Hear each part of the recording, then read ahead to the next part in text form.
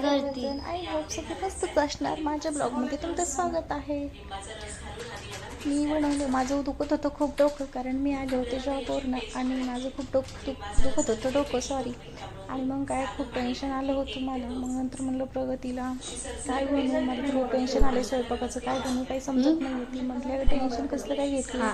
मला एक रेसिपी आठवली. म्हणलं बोल ना बाळा, कोणती रेसिपी आठवली. मग नंतर ती म्हणली मम्मा मला मच्छी खायची आहे. म्हणलं हो का, पण म्हणलं बाळा मला काही बनवता येत नाही आहे. अगं म्हणली तुला बनवता येत नाही, पण आपण यूट्यूबवर काही सर्च केलं तरी हे करतं.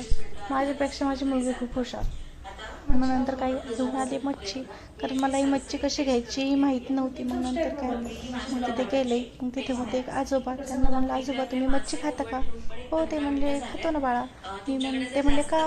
मी म्हणले मी कधी मच्छी नाही घेतलेली, तुम्ही मला सांगता का कोणती मच्छी छान असते, कारण माझ्या मुलीला खूप मच्छी खायची इच्छा झाली आहे आणि त्याला काटा नसावे. ते म्हटले मग ठीक आहे. मग त्यांनी बघून दिली. ते म्हणले हे घे. मग त्याच्यामुळे ती मच्छी घेऊन आले मी, आणि मग मी घेतली बनवायला. तरी पण भीतच मच्छी बनवली होती. त्याच्यात काय प्रगती लुडबुड करत होती इकडून तिकडून. मी म्हटलं मी एक काम करते, मी बसते आणि तूच बनव. ती म्हणले ठीक आहे चालतंय. तिचं काय, तिला फक्त खायचं असतंय काही नाही काही नवीन.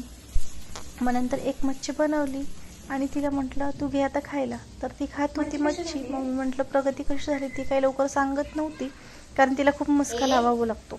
मग नंतर काय कशी तरी म्हटली की छान झाली मम्मा.